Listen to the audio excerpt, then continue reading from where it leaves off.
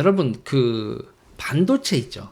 반도체 생산 장비, 그러니까 TSMC라든지 삼성이 반도체를 생산하기 위해선 반도체 생산 장비를 수입해야죠. 반도체 생산 장비 자체를 삼성이나 TSMC가 만들 수 있는 게 아닙니다. 반도체 생산 장비, 그리고 그 반도체에 쓰이는 여러 가지 물질들, 소재들, 이런 걸 만드는 나라는 크게 봐서 3개입니다.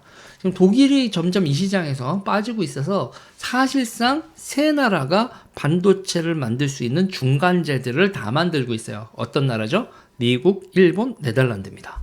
이 미국, 일본, 네덜란드 이 3나라가요, 모여가지고 합의를 했어요. 그래서 이게 어저께 저녁 늦게 발표가 난 게 일본과 네덜란드가 반도체 반중정선에 미국이 주도하는 거에 동참하기로 했다. 그래서 어떤 정도의 내용인지에 대해서 디테일한 발표는 하지 않았는데 일본과 네덜란드가 미 반도체 중국 수출 그 통제 체제에 동참하기로 했다라는 발표가 났습니다. 디테일한 내용은 나오지 않는데 장비와 소재 중간재들 뭐 이렇게 포토레지스트라든지 뭐 저번에 나왔었던 불화수소라든지 이런 것들이 중국에 못 들어가게 이 3나라가 중국 니들이 만들고 싶으면 니들이 직접 만들어라 뭐 이런 거죠. 그래서 웨이퍼 기술, 포토레지스트 기술, 뭐 이런 연마, 그리고 식각 이런 거와 관련된 일체의 장비들, 이런 것들에 대한 통제를 하게 된다. 그래서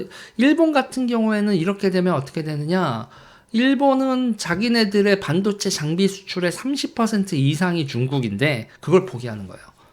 그러니까 중국 반도체 공장에 들어가는 게 일본 반도체 장비 수출의 30%, 33%라고 하는데 30% 이상, 33% 왔다 갔다인데 이거를 포기한다. 그리고 일본이 반도체 장비를 중국에다 공급할 때 회사는 삼성 공장이나 중국 공장인 경우가 많아요.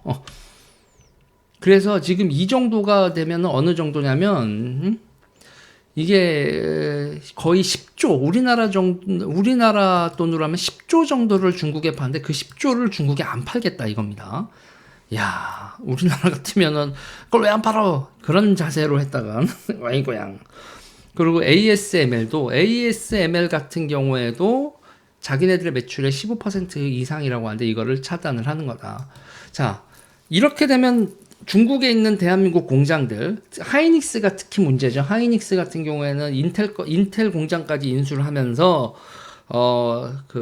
낸드 프레시나 기타 등등에서 하이닉스 생산의 거의 50%가 중국에 있는데 거기 공장에 생산 장비가 들어가지, 신규 장비가 들어가지 않으면 시간이 지나면 지날수록 그 공장은 무쓸모 공장으로 퇴물 공장이 돼가는 거고, 그러면 이제 중국이 그 공장을 인수하겠다 내지는 뭐 이런 식으로 나올 텐데, 또 SK가 이 반도체 대전에서 중요한 키 회사가 되게 생겼어요.